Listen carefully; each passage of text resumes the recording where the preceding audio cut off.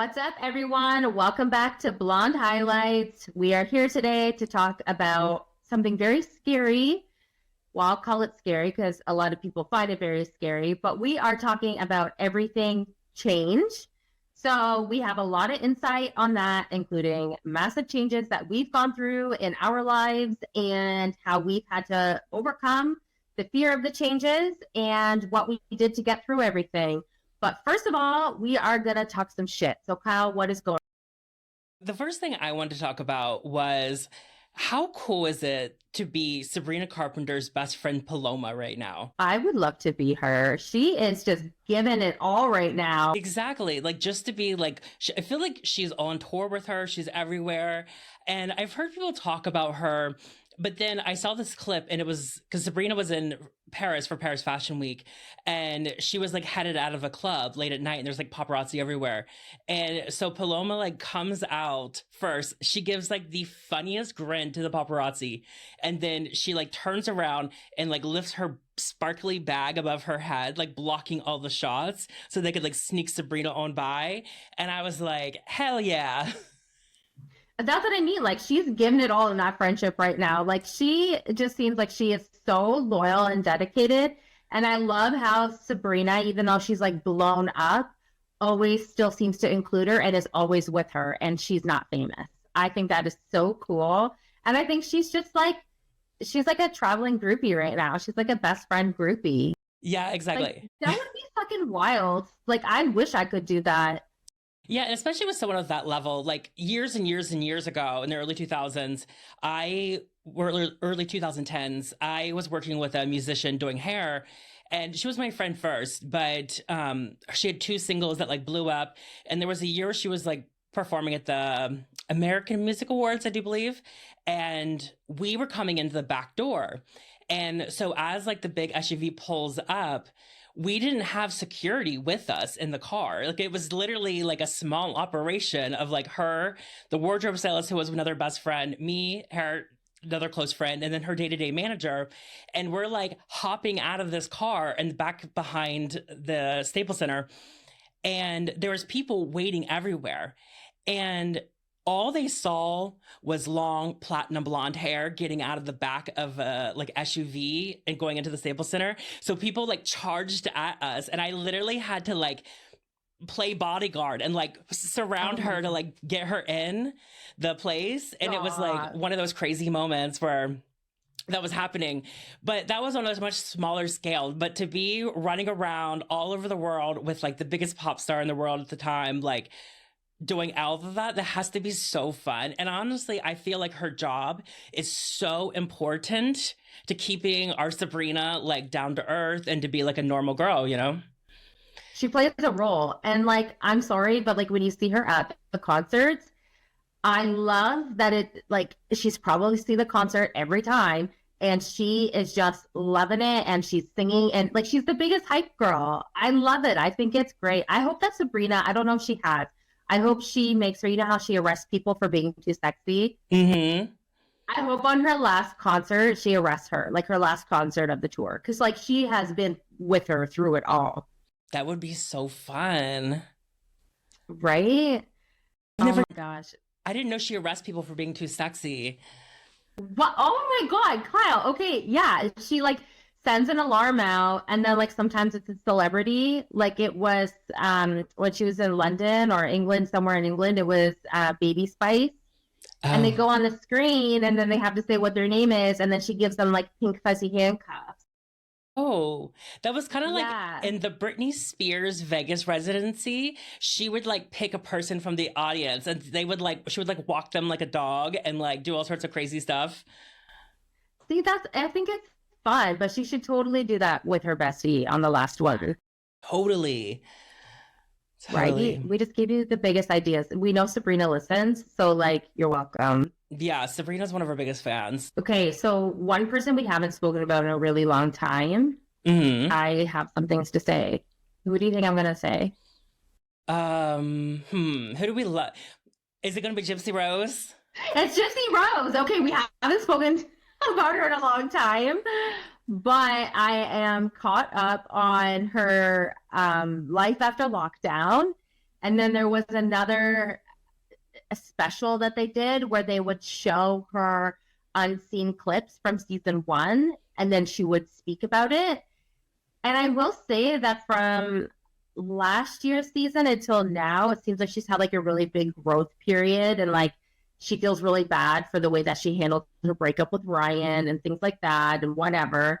But I also listened to her audiobook, and it was really interesting to hear everything from her, including like the schmurder and everything, because it's always some sort of documentary that normally has different actors or you hear the stories of it. So hearing everything from her was actually really cool. It really, really interesting to hear her full perspective. That is good. I should listen to her book. And for people listening that have just started to listen, which you're way late to the game, I don't know how you just started, but we started out almost a year ago, and this was basically a Gypsy Rose podcast. Like, we were obsessed with Gypsy Rose podcast. We, like, Kris flew into LA so that we could make the Gypsy prison favorite juice. And we had so much fun with Gypsy Rose. So yes, but she has grown a lot, and I'm like living for that bob. Honestly, when you sent me that bob, I was like, okay, it's going to be interesting to see how long she stays brunette, though, because she bounces back so much because Ken likes blondes. Exactly. Yeah. And that's the thing is, so Kris, like, if you, what episode she was talking about, she deleted TikTok. So now I have to like screen capture certain videos that I see on TikTok that I have to send her. And there was one, and it was like Nicki Minaj song, and she was like something about a bob. And then it was just like Gypsy, like hitting different angles with her bob. Playing. Yeah. And then I didn't respond fast enough because I was out with family. And then she wrote back a question mark on it, like as if to be like, bitch, I sent you gold. Why aren't you responding? Yes. I was like, you need to stop whatever the hell you're doing. This is important. This is research for our podcast. Oh my God.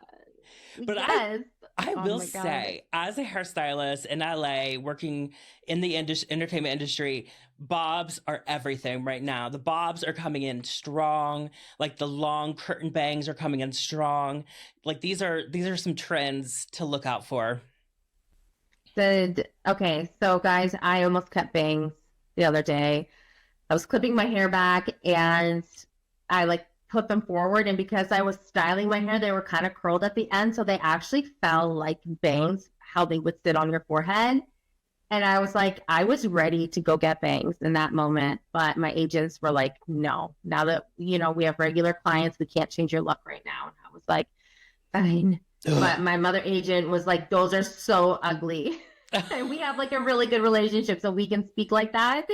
But she was like, those are so ugly, Kris. You cannot get those. And I was like, I'm messaging New York to see what they say. And she's like, go ahead.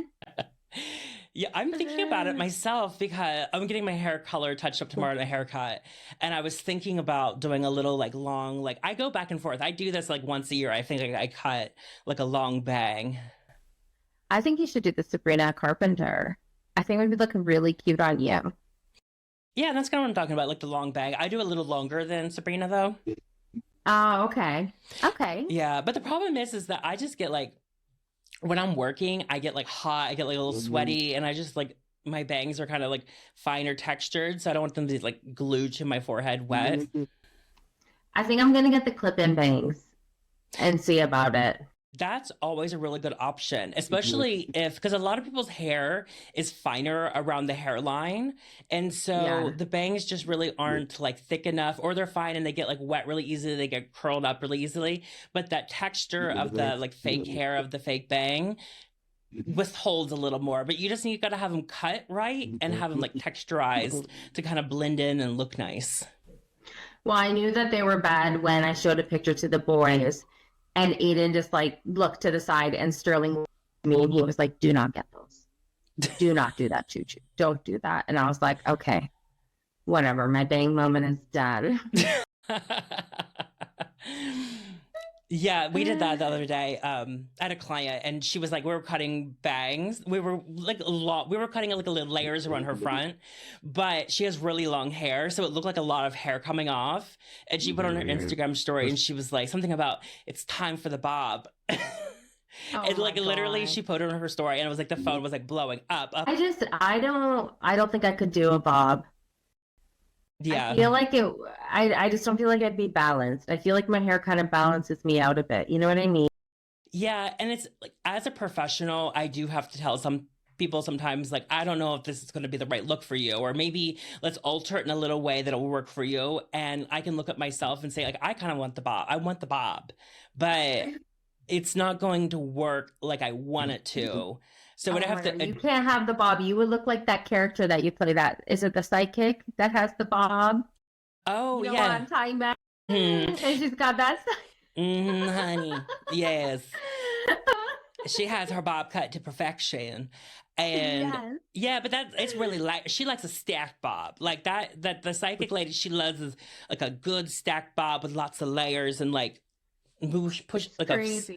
side bang push to the side. I love it. Oh my God. I saw a woman today and she was having a main character moment.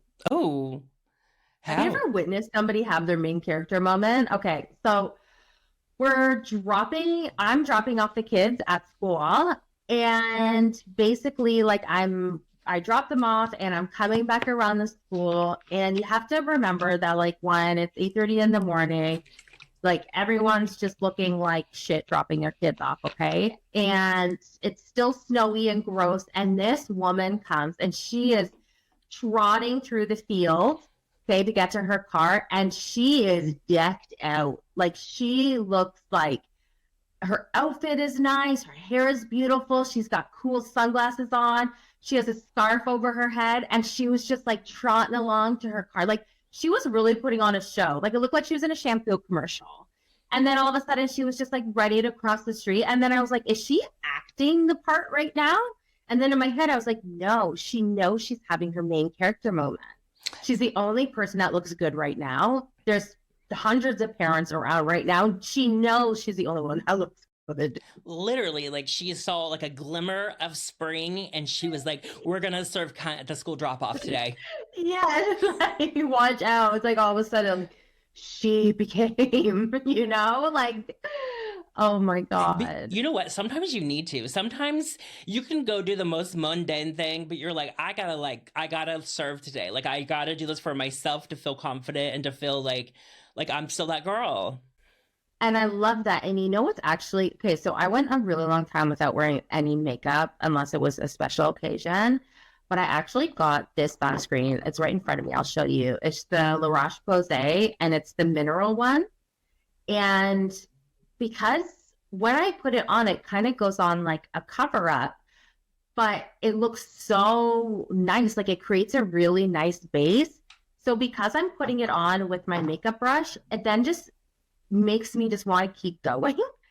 So for the past 2 months that I've been wearing it, it's been encouraging me to put on like makeup. And then I'm like, oh, I'll get dressed nicer. Like this has like changed the course of my life lately because it's like encouraging me to put myself together a little bit more, even if I'm just going to the grocery store because I don't want to leave without my sunscreen. It's about time. Right. Yeah, I'm joking. Are you though, bitch? Are you? No, actually, I'm not. Did you Yeah, fucking see hate about you. those astronauts like finally coming back to Earth? What was that whole thing? So basically, I think like these astronauts went up to the International Space Station, like up in space, and something happened with like the rocket thing, and it wasn't safe for them to fly back on it. So they were supposed to be there for like a week or like 2 weeks. It was like a small period of time, but instead they've been there for 9 months. I didn't know they were there for 9 months. Yes, they have been stranded in space for 9 months. Imagine how pissed off you'd be when you landed. Like, who the fuck left me up there for 9 months? I'd be so pissed off. Just all floating around, like gravity's Just like taking. an orbit. Like... But can you imagine having like no gravity on you for 9 months and then all of a sudden it's like all the Earth's gravity at once when you like hit. Oh. And it's crazy because they landed in the ocean and like there's dolphins like surrounding, like swimming around them in the ocean. It looks fake. Yes, yes. I know the one woman, she was like, Yeah, I don't think I'm coming back to space. Yeah, I think I'm just gonna stay grounded for a while. Yeah. I would be like, you guys owe me like everything that I want. I'd be like, you left me up there for 9 months. You couldn't find a way to get me down for 9 months. Yes. Do you know what? That's a full-term pregnancy. Yes, exactly. Like someone was breaking down like how much money they actually make. And the thing is that like the Americans that were there are like salary employees. So like someone said like the bonus for being stuck in space was like $4 a day or something. Shut up. Yeah, so they're not even Shut. getting like a cute check. No, no. I would be like my overtime of 9 months. Like, wasn't it? How long was it supposed to be? Like 4 days? Or it was like a week or 2 weeks or something, like a month. I mean, I can't remember. Oh my God, no. Hell no. I would raise hell. Yeah, and I also heard too that it smells in there because like they can't like air it out. Because Oh God. Everyone's just like, no, no. 9 months. yeah, that's why I'm gonna stay down. And that's the crazy thing too is do you hear about like those celebrities that are going up on a spaceship? Yeah, I did hear It's like that. Katy Perry and Gayle King and a bunch of other people. And I'm like, I'm okay. I'm okay down here on Earth. Like, did they already go? No, I don't. They're going sometime soon, I think. I wonder I if don't they'll know. like, they really should broadcast like Blonde Highlights podcast up there while they're in space. Cause I really think that the aliens would like enjoy what we have to offer. Seriously, we could just be in orbit with it, like floating around in our little thing, and we'd have our little microphone, and we could just do it from up there. But you know what's gonna be really funny is how fast they'll get her down. If Katy Perry gets stuck up there, she won't be stuck for 9 months. No. Oh no, they'll get her down. Yeah, they'll get her down. They'll pay the big money to get her down. Oh my God, No, but I'll be ready for such hell. I think they're just going into space and circling and coming back. Like I don't think they're not landing at the space station. Oh, okay. Isn't that crazy that we just have like a little like space station up there floating in the And it's no offense, space? but like, what's the point then? Like, just go for a fucking plane ride. Exactly. Like, why are you going then if you're not going to get out and go to the space station for a night? You know what I mean? Touchdown on the moon. Like seriously. Like, just fucking book a flight. Oh my God. Oh What's your highlights or lowlights? my. Okay, so my highlight is I have a bin outside of my house. It actually looks super trashy. It's a huge garbage bin Hmm. because I am completely downsizing everything at my house. Like, we have things that need to be thrown out. We have so much like stuff that we just need to get rid of that needs to go to the dump. There's things that we're donating, there's things that we've gone through, but there's things that just need to be thrown out. So I'm doing full on spring cleaning this weekend, even though it snowed yesterday, but whatever. So I'm ready for that. What's your highlight? She's getting ready for the Easter Bunny. Are you getting ready for the Easter Bunny? Not in my household, but Wait, what? I said I ain't getting. I said you're getting ready for the Easter Bunny. She's doing her spring Oh, cleaning. I'm getting ready for the Easter Bunny. 'Cause Yeah. now, what's your highlight? And you're like, she's getting ready for the Easter Bunny. I was No, like, oh, no. that's so cute. So cute. My highlight is I was like nervous about talking about this or bringing it up, but Miss Kyle was getting on the Zepbound, which is like a brand of Ozempic kind of weight loss thing. And you know what? I preach about loving yourself and body acceptance and all of those kind of things. But I also believe that there's room for to, work on yourself and to change things. And I have a chronic pain disease, and having this extra weight on me is not helping things. And it's hard for me to do a lot of exercise. Even though I do stay very active, it's hard for me to do a lot of the exercise and a lot of the things because of the chronic pain. And it's hard to eat healthy when feel miserable sometimes, so, and I try to make good decisions, but I thought that this was the best decision to try to lose some weight and see if I can lessen some pressure off of like the pain that I feel, and also just be a little more flexible, a little more, back to feeling good or whatever. And I've been fighting with my health insurance to pay for it for like ever. And they finally approved it. I was so excited. I was like, I texted Kris like right away and I was like, sent her the photo of like the approved thing after like there's like 5 requests below it that say denied. You know what though? I think that good for you. You know what? I think whatever people want to do with their bodies, they should just do with their bodies. And I think although like it's like, okay, body acceptance, body whatever, I think that you are still practicing body acceptance because you're like, you know what? You've loved yourself like the way you are, all of this, and you're like, I need to make changes, I need to do things. And like this is for your health in the sense of your chronic pain.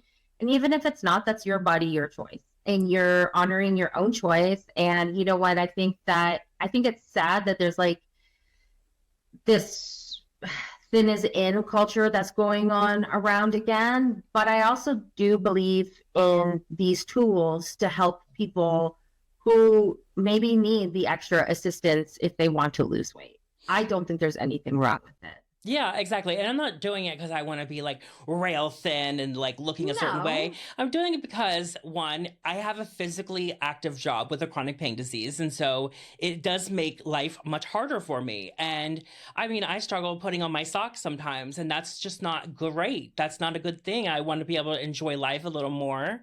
And I'm hoping this can help. So I'm probably going to be like talking about it on social media, making some content about it and kind of following the journey. I was nervous about whether I should talk about it or not, but I think it's good. And when I was like 18, I had lost 150 pounds. And that was without weight loss meds. That was without anything. And so I know how to do it and I've given it a good go. And I'm like, I need some help. So this is going to be some good help, hopefully. But I am on day 2 and she's a little tired, a little weak, a little like, Okay, it's doing its thing. It's working. Yeah. I took it the other night. Yesterday morning, I woke up. I had like a few bites of my breakfast, and I was like, I guess we're gonna save this. You know what? I think that as long as people aren't using it as like a number one tool or they're doing it because they want to and they don't want to feel pressured, I do think that it is a good tool because I think that there's a lot of people, such as myself, who have a really hard time losing weight. And it gets to a point where it's like, it can get to be unhealthy or challenging, especially if you have chronic pain. So I think like be proud, be loud. Like I think good for you. And I'm really happy that your doctor approved it. Yeah. Well, it wasn't the doctor. The doctor was like so down with it right from the beginning. It was just the health insurance. And it's hard to get health insurance to cover a lot of things, especially a prescription that costs $1,000 a month. That's so fucked. It's expensive. I know. God, what's your low light? My low light is, oh my God. Are you okay? I don't think you're ready for this shit. So the other day, I am driving up through one of the canyons here in LA, and a guy freaking hit me. He backed into me and tried to pull a scam that I hit him for insurance fraud. Hell no. Hell no. So here I was, I'm driving through this canyon on a very steep hill. The traffic was insane. It was lasting forever. And I'm sitting there and I'm like, this guy's getting closer. This guy's getting closer to me. He's backing up. His car is in reverse. And I'm like laying on the horn and he just collides with my car. And I was like, what the hell?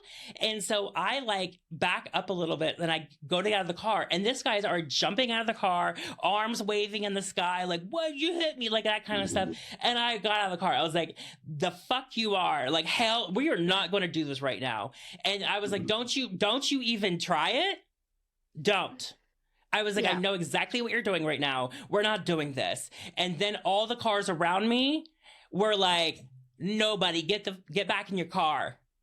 Get back in your car. They had your back. They saw. Yeah. Oh yeah. Everybody around saw. Everyone came to back me up. And he didn't do any much damage. Like I just had to like pop like where the frame around my license plate is in the front. I had to like pop that back out a little bit. But like I was like, oh hell no. And it was crazy because I see these ads for these dash cams and like that you put in your dashboard on your car. Yeah. And it's always like this thing. It's like someone swerving in front of them, like slamming on the brakes so you hit them, or someone like backing into them and being like, why did you hit me? And I just was like, I knew that that could happen, but like, of course something like that would happen to me. It would happen. But you know what? It happened to me too this week. Guys, Really? this is the first time that Kyle and I are having the same low light. But my car was parked and this man was backing in, and you could tell maybe that he couldn't get his car in, and I was around. So instead of him asking me like, hey, could you move your car? He then just decided like, I'm a big man, I can do it, and like backed up and hit my car, and he dented my bumper. Oh my God. Did you have to like exchange insurance and all that? No, we're on the same policy. It was my husband. He was backing in the driveway, and I was parked dead set in the middle because he wasn't supposed to be coming home that night. And he backed up, and sure enough, instead of, he didn't want to call me out to move the car, and he hit my car, and now I have a dent. Oh God. I'm like, listen, you can deal with all this. Does he not have like a backup camera? Oh, he does. He does. I just, you know what? I'm gonna blame it on his eyesight because he's like terrible vision. But he had his glasses. I don't know what happened. I think he thought he could make it, but it's completely, a big corner of my bumper is just like all like inside. Oh my God. You should grab a plunger, like a toilet plunger, Oh my God, stop. and see if you can pop it out. Ooh, okay. I'm gonna do that. I'll probably end up making it worse, or like I'll probably just like do it and like knock myself back, like fucking concussion myself. So my car is different now, which is a change, which is what this whole episode is about. Look at this. It's all flowing together this episode. Yes, you're embracing that change of having a I'm beat up car. change. Yeah. I got a fucking beater now. All right, let's get into it. Let's talk about change, which for some people is super scary. It's been scary for me. When is a time that you've had to embrace or face a big change? Well, I can think of some big examples of one, change that was of my own doing and change that was out of my control. And one of the biggest changes in my life is that I went from living in my like small town in Ohio, and I just up and moved to LA. Like I literally was like, I need change. I need to grow. I need to get out of here. And I just left, and I came to LA with like no money, no really job, no nothing. I just was like, we're going to make this dramatic, crazy change. And it worked out, thank God. But that was a change that like one of the biggest changes in my life. And that was something that I did myself. And another huge change in my life is what we talked about earlier with like the chronic, like the fibromyalgia and the chronic pain, chronic fatigue, all of these things. I was somebody who was, you know, kind of like an athlete. Like I was very fit. I exercised sometimes twice a day. I was, you know, all of these things. And then I came down with this illness, and it wrecked my life. It changed everything, every part of my life. And then, you know, I gained weight. I had struggled the last 5-6 years with this pain. And so that was a change. That was a major change in my life that changed everything. That was not of my own choice. That just happened. And so I've had to learn how to embrace those changes. What are some things that you've done to embrace the changes?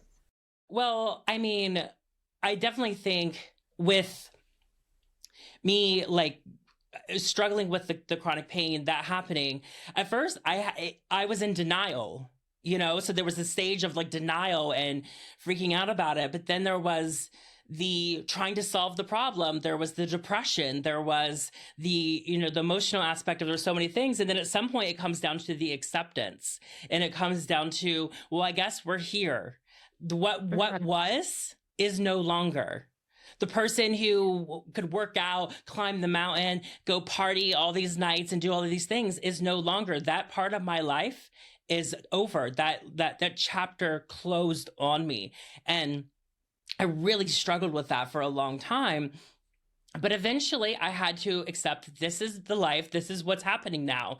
And I can't hold on to the past. I have to only move forward. And so let's take where we are right now and do our best to improve this and to work with what we are working with right now and to create new goals and create new achievements and to move forward. Mhm.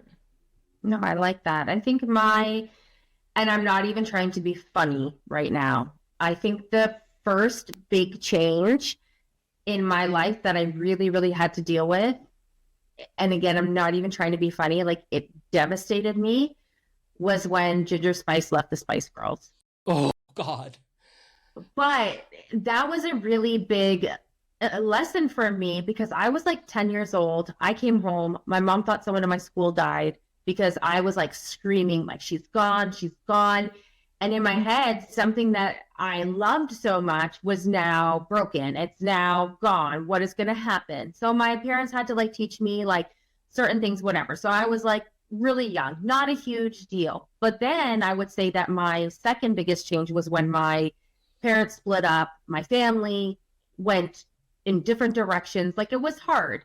And I think that during that change, I kind of was almost thinking back to when Jerry left the Spice Girls and like, okay, she left and they were able to move on. I need to move on and I need to accept, like I was just a teenager. So of course my mind's going to go back to when I was like 10, but it was like, I need to accept and I just need to like roll with it. But I had a hard time. I went down a downward spiral. I was drinking. I was making really poor decisions. My self-esteem was affected. So many things were affected by that at the time, I don't think a lot of people realized. I didn't even realize.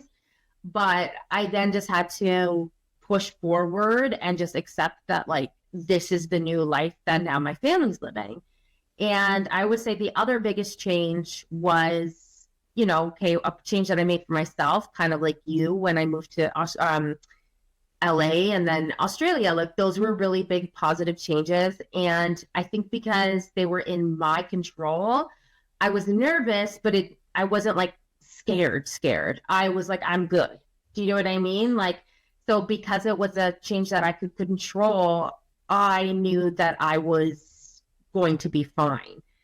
But when I had another big change, say, around the pandemic, my breakup with my ex-boyfriend, Sam, all of that, moving from Australia back home, getting a new boyfriend, he has kids, we're getting married, all of that, like those were all really quick changes. And they were very scary because as much as they were in my control, some of the stuff wasn't. So I had to learn to leave the past in the past. I had to learn how to just be like, okay, you know what? Like, I just have to roll with everything. This is my life. I'm happy. And sort of just kind of roll with it and look at my new situation and the situation that I was in before Michael and just be like, this is, I'm either going to go one way, which is just going to be unhappy and miserable, or I can move on with my life and go a completely different way, which is going to bring me joy and love and satisfaction. Does that make sense? Yeah, exactly. And I know for me, can you think of like really good things in your life that wouldn't have been able to happen unless those changes occurred?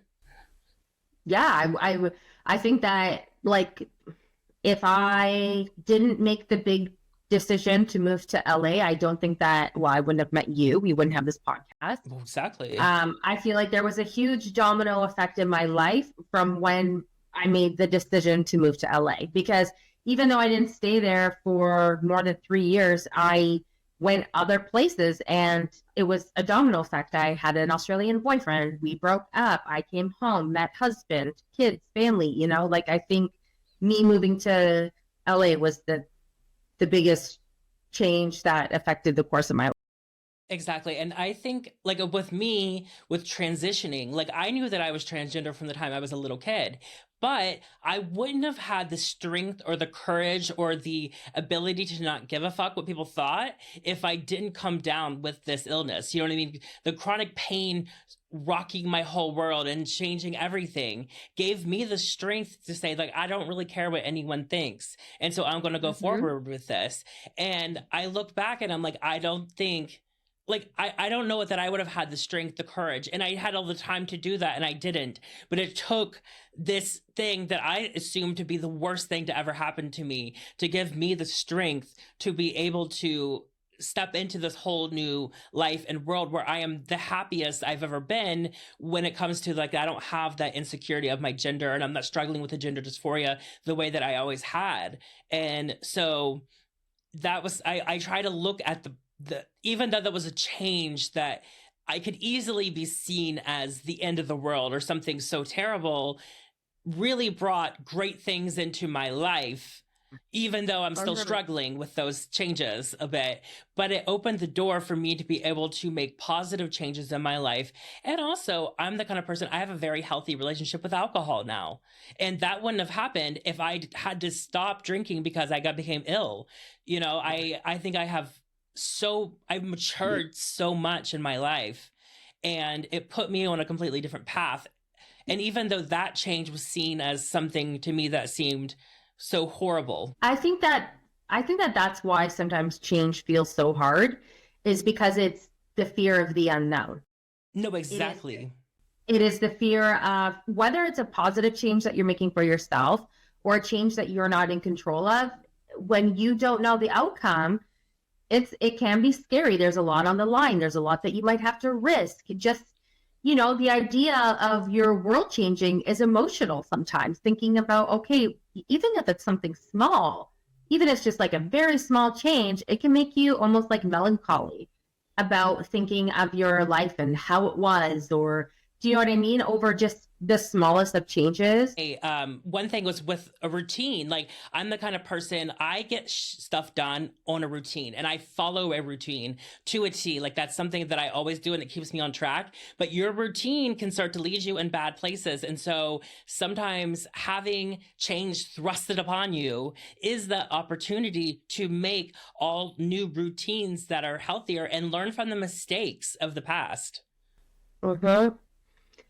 And I think that that's also too like why, like, the smallest change, sometimes the smallest change can be very overwhelming. It could be like something so small, a slight change in a family dynamic, a slight change in a relationship. It could be a slight change of hair color. It could be anything. And it's so overwhelming sometimes because, again, the fear of the unknown. So, okay, I want to cut bangs. I'm terrified. What if I don't look good? What if people don't like it? What if this? What if that? What if that? What if I do cut bangs and I love it? And this, am I going to miss the hair that I have now? Like, there's so many things that go through our mind when we are thinking about change. And I think that there's just so many ways that we really do need to learn how to accept it. And I think one of the ways is realizing like how change does help us grow. You know what I mean? I think in both of our examples, there's so many growth opportunities. Like even me at a small young age freaking out about the Spice Girls helped me at that point. My reaction to that, I think, happened because when I was older and dealing with something else, I was able to look back on that very small, weird change that like emotionally messed me up. And it was actually able to help me get through and get me into the mindset of where I needed to be for that big change at the time. Exactly. Because even little tiny changes creates like a ripple effect that can over time change everything. And I think one thing too to remember is that like change is it's unstoppable. Like there, it is always rotate. The earth is always rotating. Things are always changing. They're always so you have to be able to accept change, and you have to be able to roll with the punches and continue to grow because life's going to moving fast no matter what. And so if you're standing still, you're missing out. And so you have to constantly be evolving, constantly be changing, constantly keeping up with the earth's rotation and moving along with it. And life is about the journey. It's not about staying where you feel comfortable. Because if you stay where you feel comfortable, you're never nothing, and you're going to be stuck with the circumstances that you're in, and everyone else is going to change around you. So even if you're so happy in these circumstances, you can't stop everyone else from changing around you, and then eventually you're going to be stuck back here and lonely. And so that's the thing is you can't stay in the comfort zone. You have to constantly be open to rolling with the punches of life and following the whole journey of life. And there's going to be high points, there's going to be low points. And I think having a relationship with yourself where you learn to trust yourself. I think that is huge. You need to learn how to trust yourself. You need to learn how to be able to rely on yourself to get through these changes, right? So you need to almost build a very strong relationship with yourself and learn how to see these changes not as obstacles, but as opportunities. So one change could come along in work, or, you know, maybe you get fired or something. And as devastating as that is, as terrible as it is, and you're not going to be able to afford your rent, and how am I going to eat? I have my car payment. You really just need to look at these situations and be like, you know what? This is actually an opportunity for me to apply for that job that I actually, in the type of career that I actually want to work in, instead of just working at this office that was just a quick and easy fix for me at the time. Like, you have to start getting over the negativity and the big obstacle and almost like brighten your mind and be like, you know what? Like, there's opportunity right now. I can make a change for myself right now. Use it as like a, you know, when you're faced at a crossroad, it's like, okay, I could go this way and I could wallow in my own shit, or I could pick up my pieces and I could go and I could do the steps and take the steps that I need to do to work a job that I actually feel fulfilled at. Exactly. And you know, you just reminded me of the employment stuff is long time ago after I moved to LA, I was able to get a job at, I probably can't say the name, but it was a chain salon. I'm making a hourly rate, a little bit of commission. It's not a good job. It's an okay job. It's getting some of the bills paid, but it's not a career. And I became so scared because after I moved to LA, I didn't have money. There was times where I thought I was about to be homeless. There was times where I didn't have the money to buy food. Like, it was just, things got really scary. And I got fired from this job. And I was like, the world's over. I am about to be homeless. I don't know what to do. I've just made a huge mistake by, you know, putting myself in a position where I could get fired from this job.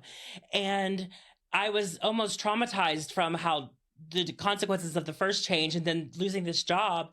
And then I look back and I'm like, if I wouldn't have gotten fired, I wouldn't have ended up at this other place. And then I wouldn't have ended me in this other place. And I wouldn't have been able to get here. And now, you know, 15 years, 14 years later, I work for a salon that is a big celebrity salon. Like, I work with some of the best people in the industry. And none of this would have happened from that small ripple effect of getting fired from that job.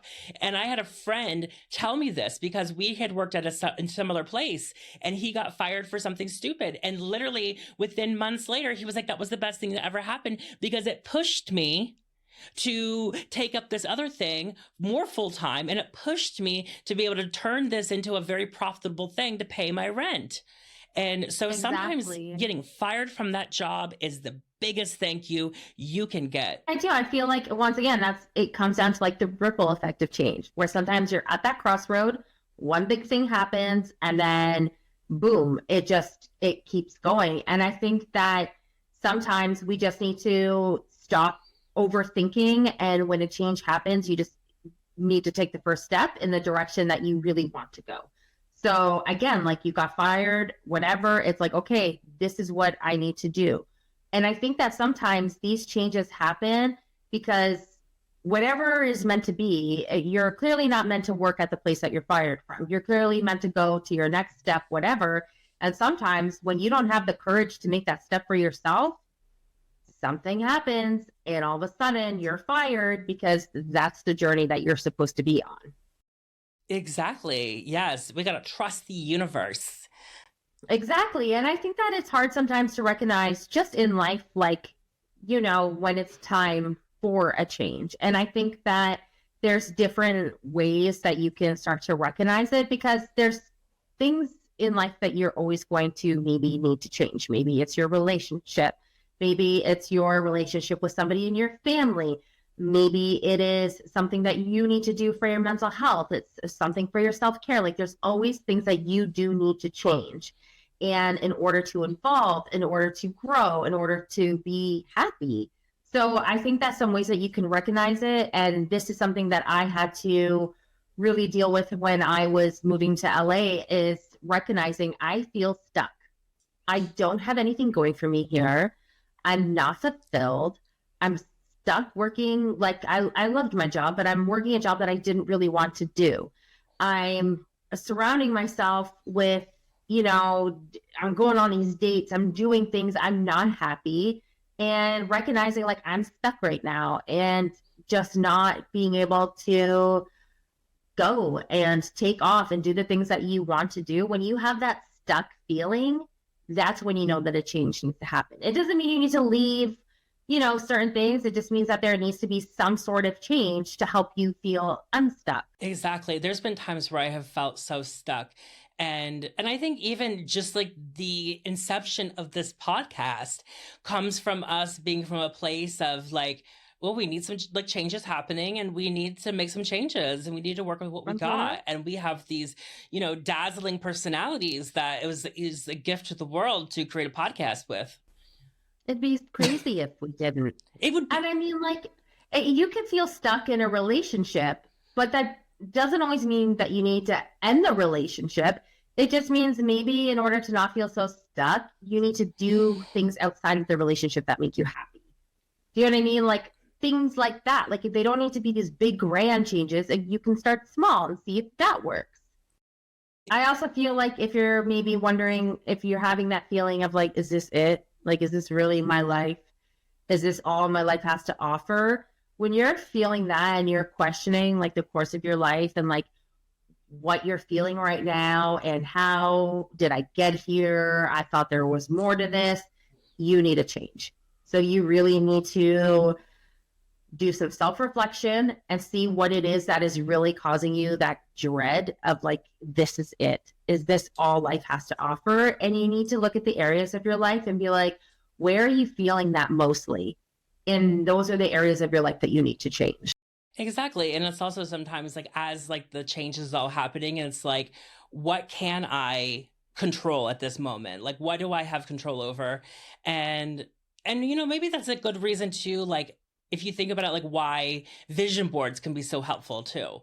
And it's because like change is happening. I mean, there's a whole thing of manifesting and putting information out there or whatever, but also as the change is happening and you have that thought of like, what the hell do I do? You have some visual representation of goals in your head of what you can, to what could I do to make a step towards that? Exactly. And like showing yourself what you really want. I think vision boards are fantastic. I think that they really allow you to reflect and figure it out what it is you want out of life.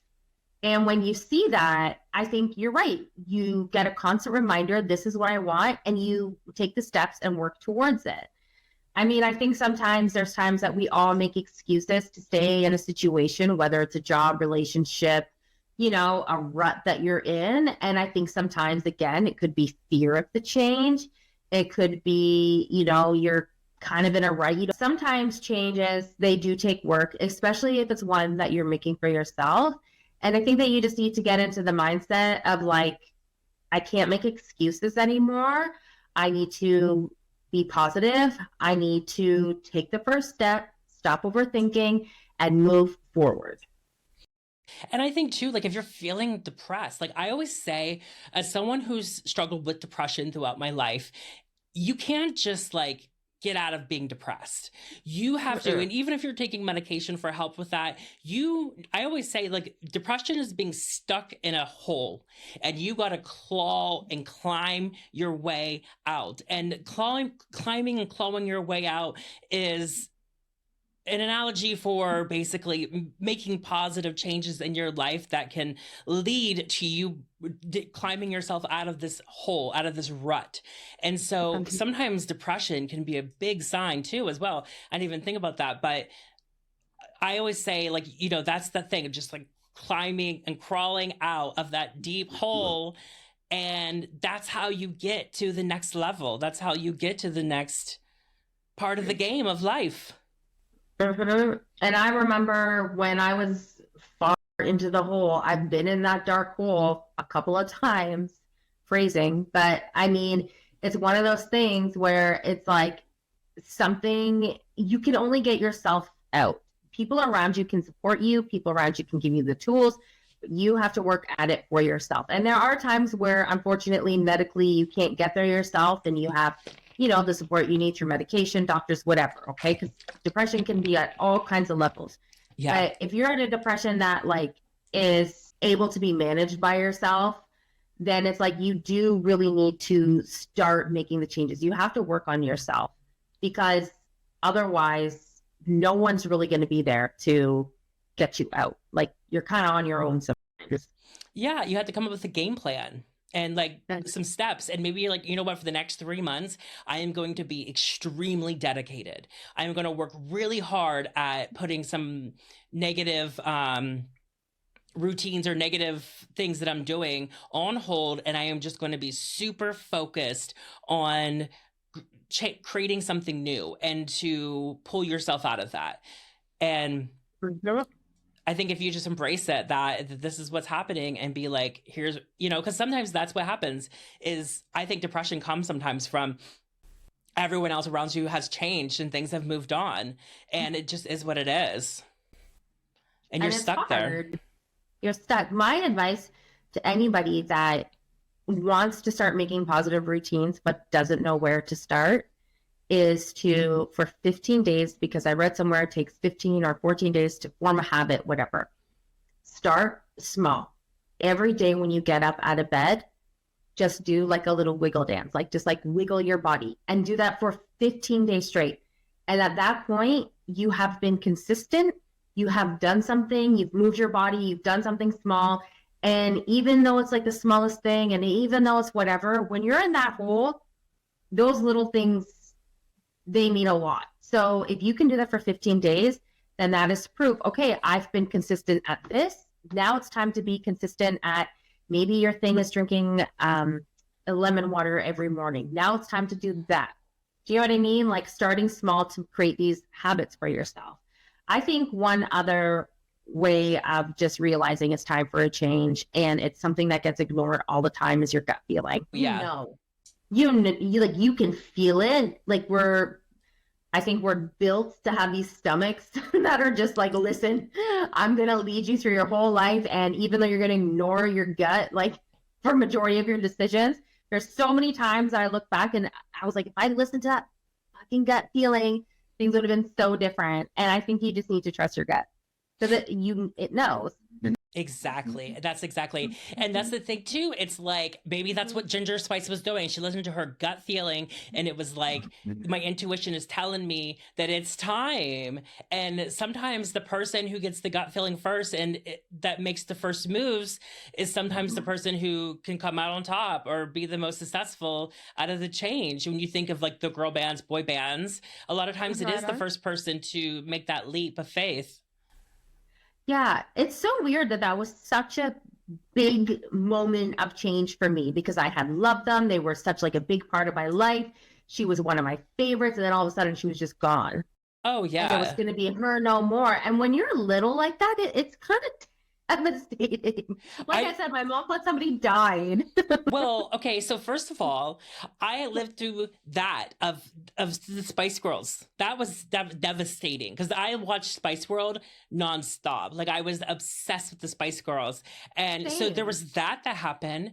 And then Destiny's Child, they got rid of two of the girls, and they brought in Michelle.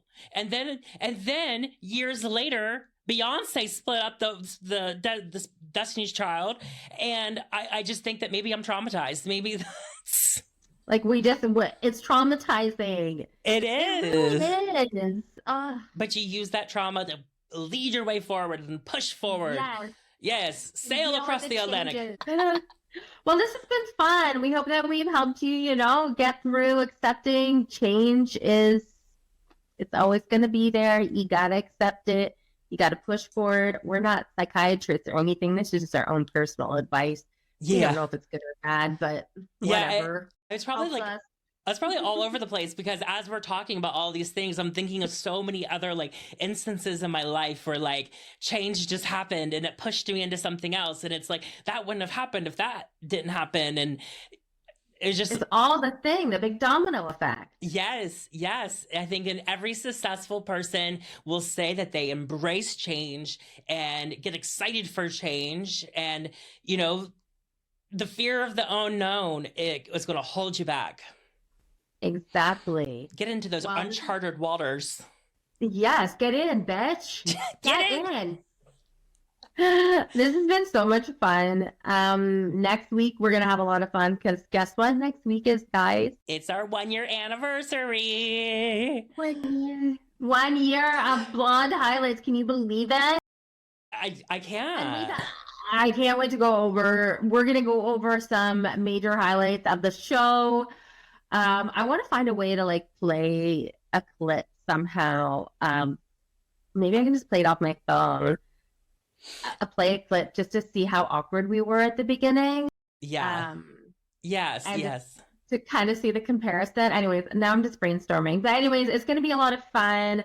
I can't believe it's already coming up to a year. We thought we were so cool by launching on April Fools. We're like April Fools, kids. April Fools, guys. This ain't no joke. That was just so stupid. Oh my god. Oh, well, anyways, guys, we'll see you next week. okay, bye. Bye.